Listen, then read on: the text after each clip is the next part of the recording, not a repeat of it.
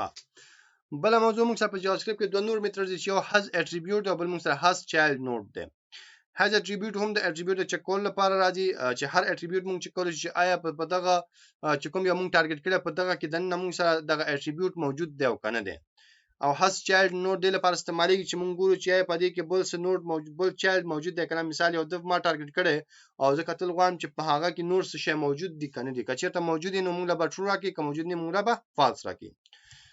نو دا موږ چک او دلته به زه راځم مثال په دې لیست 1 کې چک کول غواړم نو زه به لومړی لیست 1 چک کوم ټارګټ کوم نو مثال لیست 1 لیکم او راځم لیکم چې ډاکومنت ټارګټ element by id او id موږ سره لیست 1 دی نو دا به راوالي اوس په دې کې غواړم چک کوم چې چک کوم نو زه بل تراشم ورته ولیکم چې لټ او لټ کې به ورکوم ریزلټ او ریزلټ کې کوم چې لیست 1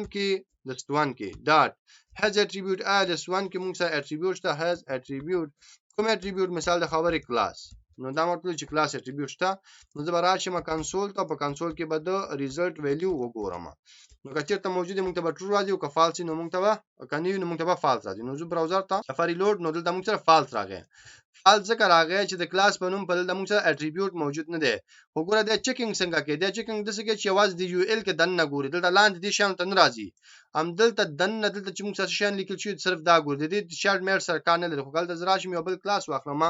او کلاس ته هر یو نوم چې ورکوم مثال XYZ ورکوم سیو وکړم راشم سفاری لوډ کوم دلته موږ سره چې راځي ټرو راځي ټرو راغی چې دلته موږ یو بل attribute واخصو او د دې دین چایلډ سره کار نشته ځکه د موږ سره کلاس موجود هم ته فالس راتلو د یوازې هم دغه چې چیرته موږ دا ټارګټ کړو کوم آی ډی چې موجود هم دلته ګور چې آیا دا موږ سره موجود دی کنه نو دا وتا ته جواب درکې راځو یو بل هم چې کوم مثال دی یو سټایل اخلم او سټایل کې لیکم چې بارډر او بارډر کې لیکم 2 پکسل سولید ریډ ما ولیک اوس غواړم چې کوم چې په دې کې سټایل په نوم باندې اټریبیوټ شته کنه نو د کلاس په ځای سټایل لیکم سیو میکرو صفه می ریلوډ کو نو ګورم موږ ته وی چې ټرو شته دی ځکه چې حالت موږ د سټایل په نوم اټریبیوټ اخیسته کزه راشم دا کټ کړم دي نه صفه سیو کړم راشم ریلوډ کړم نو ګول موږ سره فالس راغی ځکه چې سټایل په نوم موږ سره کوم اټریبیوټ موجود نه دی نو دا شو موږ سره خبره ده اټریبیوټ د چک کول چې has attribute بل مسله دا ده چې په دې کې چې کول غواړم چې په دې لیست 1 کې کوم چایلډ موجود دی یعنی د لیست 1 کوم چایلډ شته دی کنه نشته نو دا غل لپاره موږ چې کو has child node has استفاده کوو نو دا ګوري چایلډ هر څه کې دی شي په دې یو ال کې دنه چې ته هر څه واخلي هغه یو چایلډ کې دی شي نو زه بس کوم ما خبر د لومړی بازه د لیست 1 ټارګټ کوم نو ما ته ټارګټ کړي